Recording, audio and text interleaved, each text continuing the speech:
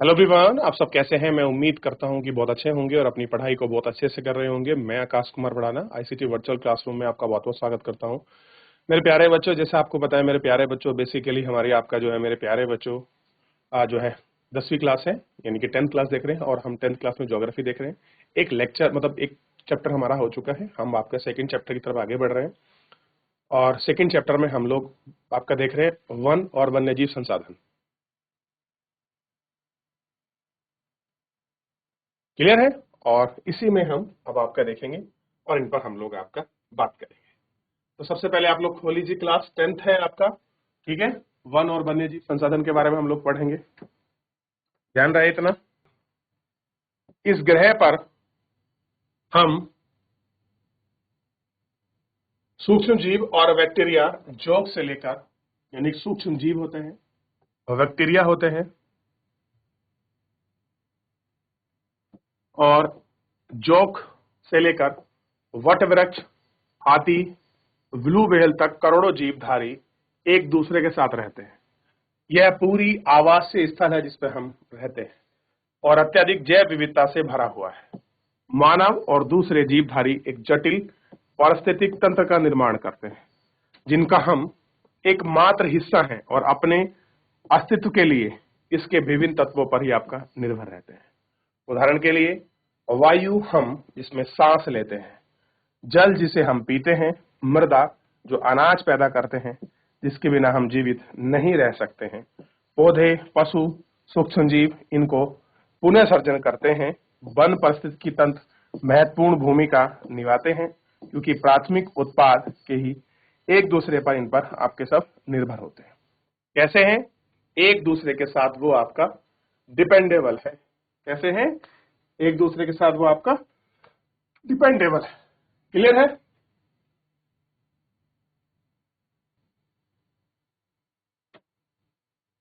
आगे बढ़ते हैं। भारत में वनस्पति जात और प्राणी जात, आप आसपास के नजर दौड़ाते हैं तो आप पाएंगे कि कुछ ऐसे प्राणी और कुछ ऐसे पौधे हैं जो आपके क्षेत्र में ही पाए जाते हैं। कैसे हैं? जो आपके क्षेत्र में ही पाए जाते हैं। वास्तव में भारत जैव विविधता के संदर्भ में विश्व का सबसे समृद्ध देशों में से एक है। यह विश्व की सारी जैव उपजातियों का 8%, लगभग 16 लाख यहाँ पाई जाती हैं। अभी भी खोजे जाने वाली उपजातियां 2 या 3 गुण होते हैं। पहले आप पाएंगे कि वन और वन्यजीव संसाधनों के क्षेत्रफल और किस्म के बारे में आप पढ़ चुके हैं। आपने सोचा होगा कि इन संसाधनों को आपको दैनिक जीवन में क्या महत्व है। वनस्पति जात और प्राणी जात हमारे रोज के जीवन में इतने गुथे हुए हैं कि इनकी किक आप कदर नहीं करते, परंतु पर्यावरण के प्रति हमारा असंवेदना के कारण पिछले कुछ समय तक ही इनमें आपका भारी दबाव बढ़ रहा है। कैसे हो रहा है कि हम इनमें भारी दबाव है वो आपका झेल रहे हैं। भारत में वन और वन्यजीव का संरक्षण, वन और वन्यजीव की गति के ह्रास के कारण ही इनमें संरक्षण और बहुत अधिक आवश्यक हो गया है। परंतु हम वन और वन्यजीव का संरक्षण आवश्यक क्यों है? संरक्षण में परिस्थितियां में हम विविधता बनाई गई है। हमारे जीवन में जल, वायु और मृदा बने रहते हैं। विभिन्न जनजातियों से बेहतर जानने के लिए वनस्पति और पशुओं पर जीन्स यानी विविधता को संरक्षित करते हैं। उदाहरण के लिए हम कृषि के अभी भी पारंपरिक फसलों पर निर्भर हैं। जलीय जैव विविधता मोटे तौर पर मछली पालन बनाए रखने पर निर्भर है। क्या आप देखते हैं कि आज भी हम जलीय जीव को जो है मोटे तौर पर केवल मछली पाल लेते हैं और हम कहते हैं कि भैया हमारी जलीय विविधता मेंटेन है। ऐसा नहीं। क्लियर है। उनका संरक्षण, उनकी स्थिति क्या है। अब आप देखिए, सबसे पहले सांत घाटी में मुखली नर्सरी के आदिवासी युवती बांस की पौध लगाती हुई क्या कर रहे हैं? ये जो बांस है ये इनकी पौध लगा रहे हैं। क्लियर है। 1960 और 1970 के दशक के दौरान पर्यावरण संरक्षण ने भारत राष्ट्रीय वन्यजीव संरक्षण कार्यक्रम के पुरजोर मांग की है और भारतीय संरक्षण अधिनियम 1972 को लागू किया है और वन्य जीव के आवास के रक्षण के लिए की अनेक प्रावधान है। और ये सारे रक्षित जातियों की सूची आपका प्रकाशित है। कार्यक्रम के तहत बची हुई संकटाग्रस्त जाति को बचाव पर शिकार और प्रतिबंधन, वन्यजीव आवास के कानूनी संरक्षण और आपका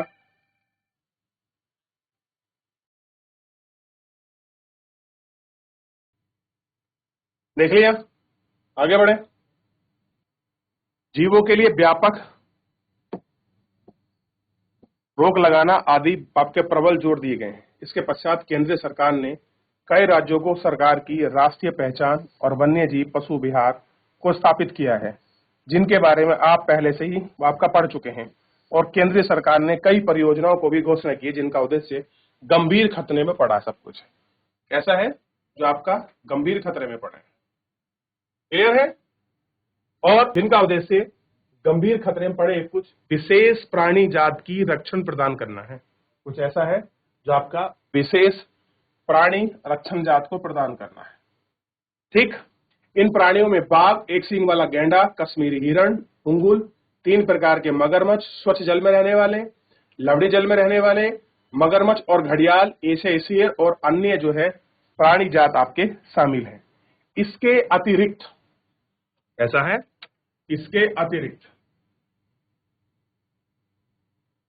कुछ समय पहले भारतीय हाथी, काला हिरण, चिकारा, भारतीय गोंडवाना और हिम तेंदुआ आदि के शिकार और व्यापार पर संपूर्ण और आंशिक प्रतिबंध लगाकर कानूनी संरक्षण दिया गया है। कैसा दिया गया है? जो कानूनी संरक्षण और क्षरण है वो आपका इसके अंतर्गत दिया गया है और ये आपको देखना है। क्लियर है? जो आपको इसमें दिखाई देगा। ऐसे ही आपका किसी जीव को संरक्षित करने के लिए, चाहे उसमें हाथी हो, काला हिरण हो, चिकारा हो, हिम तेंदुआ हो, या फिर आपका एक सींग वाला गेंडा हो, चाहे उसमें आपका बाघ ही क्यों ना हो, इनको लेकर आपका विशेष योजना और आपकी परियोजनाएं चलाई गई हैं। हम उन योजनाओं और परियोजना को देखते हैं। जैसे आप देखिए, एक बड़ी महत्वपूर्ण परियोजना है जिसको हम कहते हैं बाघ परियोजना। यानी कि अगर हम भारतीय परिप्रेक्ष्य में देखें तो हमने बहुत सारे जीवों को संरक्षित करने के लिए बहुत सारी परियोजना चलाई। उनमें ही है वन्य जीवन संरचनाओं में टाइगर एक महत्वपूर्ण जंगली जाति है। कैसा है? जंगल का एक जीव है, एक जंगली जाति है। और हमने आपका टाइगर रिजर्व आपके बनाए हैं ताकि हम टाइगर को आपका संरक्षित कर सकें, बाघ को हम लोग संरक्षित कर सकें। तो 1973 में अधिकारियों ने पाया कि देश में 20वीं शताब्दी के आरंभ में बाघों की संख्या की अनुमानित 55,000 से घटकर 1,827 रह गई है। बाघों को मारकर उनके व्यापार, चोरी करना, आवासीय स्थलों का सुकड़ना, भोजन के लिए आवश्यकता जंगली उपजातियों की संख्या कम होना, जनसंख्या में वृद्धि बाघों की घटती संख्या का मुख्य कारण है। जो लोगों की जनसंख्या बढ़ रही है उससे बाघों की आबादी घट रही है। कारण क्या है? उनके जो हैबिटेट है, जो उनके आवास हैं, वो छीनते जा रहे हैं। उपजातियां जिनको ये बाघ शिकार कर खाते हैं वो भी कम हो रही हैं। क्लियर है? और जिन क्षेत्र में रह रहे हैं उनका आवास क्षेत्र सुकड़ रहा है, लोग उनको मार रहे हैं, उनको चोरी करके उनके खाल और हड्डियों को बेचा जा रहा है। क्लियर है? उनका क्या हो रहा है? अवैध व्यापार हो रहा है। ये कुछ ऐसे फैक्टर हैं, ये कुछ ऐसे कारण हैं जिनकी वजह से क्या हुआ है, जिनकी वजह से सारी समस्या हमको देखने के लिए मिल रही थी। क्लियर है? ये हमको देखना चाहिए। उनकी हड्डियों का एशियाई देशों में परंपरागत औषधियों का प्रयोग कर जाति लुप्त। अब एशियाई देशों में क्या करते हैं? उनकी खाल का व्यापार कर रहे हैं, हड्डियों से कुछ आपकी दवाई बना रहे हैं, क्या करा रहे हैं? ट्रेडिशनल आपका जो आपका औषधि है वो बनाते हैं। और जिसके कारण ये जो आपकी जातियां हैं ये कहां पहुंच गई हैं? विलुप्तता के कगार पर। चूंकि भारत और नेपाल दुनिया के 2/3 बाघ आवास उपलब्ध कराते हैं, चोरी, शिकारी, गैर कानूनी व्यापार करने वाले मुख्य शिकार पर हैं। प्रोजेक्ट टाइगर में विश्व की बेहतरीन वन्यजीव परियोजना एक है और इनकी शुरुआत 1973 में हुई थी। बाघ संरक्षण परियोजना एकमात्र संकटग्रस्त जाति को बचाने का प्रयास नहीं, अपितु इनका उद्देश्य आजकल बहुत बड़े भाग में जैव विविधता को बचाना है। केवल ये मतलब मत समझिए हम जीव को बचा रहे हैं, जो बायोडायवर्सिटी है हम उसको भी प्रिजर्व कर रहे हैं, हम उसको भी संरक्षित कर रहे हैं। उत्तराखंड का कार्बेट नेशनल उद्यान, उत्तराखंड का कार्बेट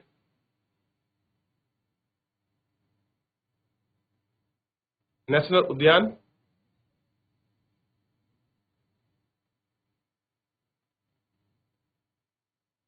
पश्चिम बंगाल में सुंदरबन राष्ट्रीय उद्यान, मध्य प्रदेश में बांधवगढ़ राष्ट्रीय उद्यान, राजस्थान में सरिका वन्यजीव विहार और असम में मानस बाघ रिजर्व और केरल में पेरियार बाघ रिजर्व, बाद में बाघ संरक्षण की आपका ये कुछ परियोजना है। तो ध्यान दीजिए, उत्तराखंड में कौन सा है? जिम कॉर्बेट, वेस्ट बंगाल में सुंदरबन आपका राष्ट्रीय उद्यान, मध्य प्रदेश में बांधवगढ़, राजस्थान में सारका, असम में मानस, केरल में पेरियार। ये कुछ ऐसे आपके क्या है, बाघ रिजर्व क्षेत्र हैं जहां पर बाघ को संरक्षित किया जा रहा है। क्लियर है? ये आपको देखना चाहिए कि कितने बड़े भाग में ये सारी चीजें हो रही है। अभी हम बाकी बारे में पढ़ेंगे, थोड़ा सा आप इनको देखिए कैसे संरक्षित योजनाओं के बारे में इनको चलाया जा रहा है ताकि हम इनको संरक्षित कर सकें।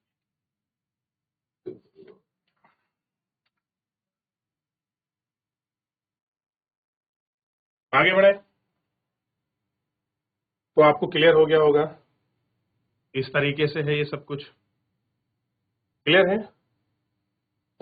और काजीरंगा राष्ट्रीय उद्यान में गैंडा और हिरन को हम स्थिति को देख चुके हैं कि भाई क्या स्थिति है। देखिए, आजकल संरक्षित परियोजना जैव विविधता पर केंद्रित होती है। पहले जो आपके संरक्षित परियोजना है वो जैव विविधता पर केंद्रित होती है, ना कि इसमें विभिन्न घटकों पर संरक्षण पर। तरीकों की गहनता की खोज है और कीटों को भी महत्व मिल रहा है। वन्यजीव अधिनियम 1980 और 1986 के तहत सैकड़ों तितलियों, पतंगों, भृंगों और एक ड्रैगन फ्लाई को भी संरक्षित प्रजातियों में शामिल किया गया है। 1991 में पौधों की 6 प्रजाति पहली बार इस सूची में शामिल की गई है। यानी कि कुछ ऐसी जैव विविधता है जिन पर केंद्रित है, कुछ हमने कीटों को भी, इन सब चीजों को भी आपका महत्व दिया है और इसमें कुछ 6 प्रजातियां जो है पेड़ों की भी शामिल की गई। भारत में वन्यजीव पशु विहार और राष्ट्रीय उद्यान के बारे में हमें जानकारी प्राप्त करें और उनकी स्थिति को मानचित्र करें। वन और वन्यजीव संसाधनों के प्रकार और वितरण। यदि हम वन और वन्यजीव संसाधनों को संरक्षित करना चाहते हैं तो उनके प्रबंधन और नियंत्रण और विनियमन अपेक्षाकृत कठिन है और इसमें अधिकतर वन और वन्यजीव तो प्राय प्रत्यक्ष रूप से सरकार के अधिकार क्षेत्र में है। वन विभाग तथा अन्य वन विभागों के जरिए हम प्रबंधन में, इसलिए आप निम्नलिखित इनमें बांट सकते हैं। आरक्षित वन, देश में आधे से अधिक वन क्षेत्र आरक्षित वन की घोषित किए गए हैं और जहां तक वन और वन्यजीव प्राणियों को संरक्षित की बात है, आरक्षित वनों को सर्वाधिक मूल्यवान माना जाता है। और बात कर रहे हैं संरक्षित वन। विभाग के अनुसार देश के कुल क्षेत्र में 1/3 हिस्सा आरक्षित है और इन देशों को अधिक नष्ट होने से बचाने के लिए इनकी सुरक्षा है कि भाई आपका ये वन नष्ट ना हो, इनकी सुरक्षा करते हैं। तो आरक्षित मतलब देश के आधे से अधिक क्षेत्रों को क्या है, वन आरक्षित घोषित किया गया है। कुछ ऐसे क्षेत्र हैं जहां वन वगैरह है, उनको हमने आधे से अधिक कोशिश क्या करी, हम उनको रिजर्व कर दें। रिजर्व कर देंगे तो यानी कि उसमें जो प्राणी है, जो वहाँ की लोकल वेजिटेशन है और जो वहाँ की चीजें हैं, वो सब आपका मूलभूत यथास्थिति में बच जाएंगी। इसलिए हमने उनको आरक्षित कैटेगरी में। एक है रक्षित, जिनको हमको प्रोटेक्ट करना है, जैसे वन ना कटे, क्लियर है, वहां की जो मूल स्पीसीज है वो नष्ट ना हो, इन सब चीजों को रखा गया। फिर एक है अवर्गीकृत वन। ऐसा है अवर्गीकृत वन, ठीक है, इनको हमको देखना है। ठीक है, अवर्गीकृत वन ये हमको देखना है। सभी प्रकार के वन और वन्यजीव भूमि बंजर वन जीव समुदाय के स्वामित्व हैं और अवर्गीकृत वन कहे जाते हैं। कैसे कहते हैं हम इनको? अवर्गीकृत जो वन है वो आपके कहे जाते हैं या वो आपके देखे जाते हैं। क्लियर है? ये आपको ध्यान देना।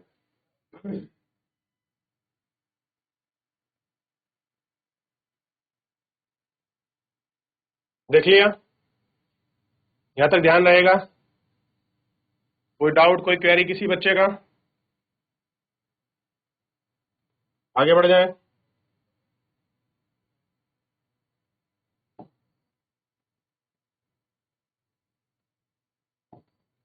आरक्षित संरक्षित वन स्थिति क्षेत्र जिनका रखरखाव इमारती लकड़ी, अन्य वन पदार्थ और उनके बीच विचार किया जाता है। मध्य प्रदेश में स्थानीय वन के अंतर्गत सर्वाधिक क्षेत्र आते हैं।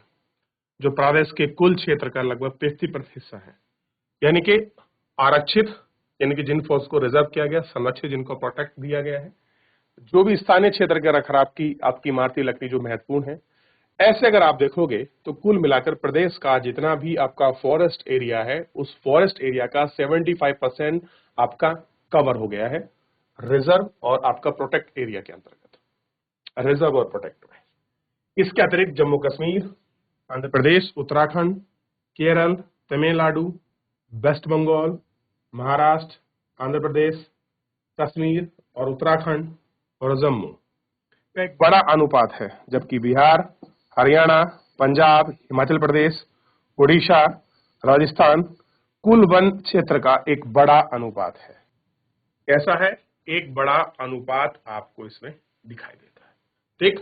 और ये बड़ा अनुपात इसमें आपको मिलेगा। क्लियर है? ये चीज आपको ध्यान रखना, ठीक।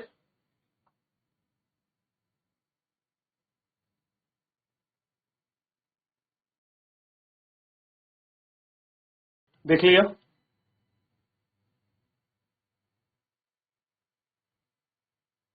अब आप देखते हैं जो घड़ियाल है, हम उनको जो आपका रिजर्व है उनको कर रहे हैं और उनको देख रहे हैं। क्लियर है? कैसे आपका जो है यमुना पर आपका जो है बर्ड्स जो है आ रहे हैं और कैसे उनकी डेथ हो रही है, रिपोर्ट वगैरह सब है। आप देखते हैं यही सब आपका जैव विविधता के कारक है। बड़े बड़े पक्षी जो है बड़े बड़े दूर से वो आपका प्रवास करके भारत पहुंचते हैं।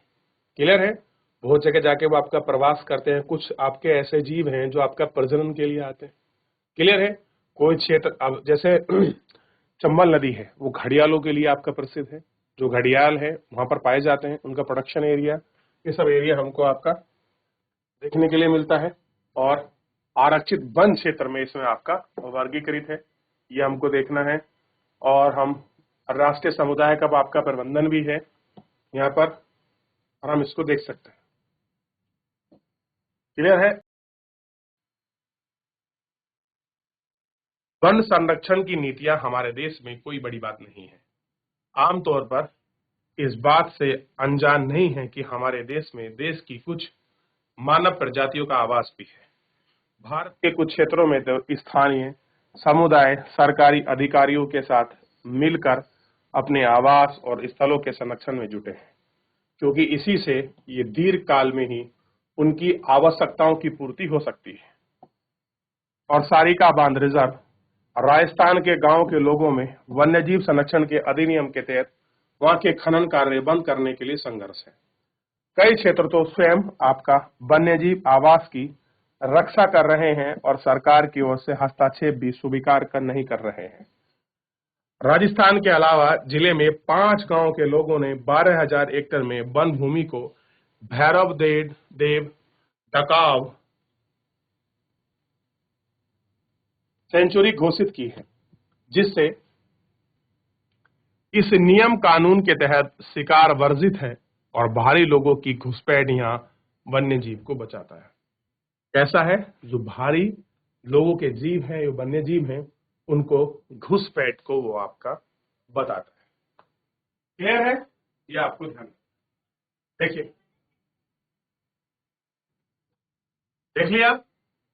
ये बहुत सारे ऐसे क्षेत्र हैं जहां पर ये सारी चीजों को संरक्षित और आरक्षित किया गया है। तो आई होप कि आपको क्लियर हो गया होगा कि वनों को, वन्य जीवों को संरक्षित और आरक्षित करने की क्या जरूरत है, कि उनको महत्व दिया गया है।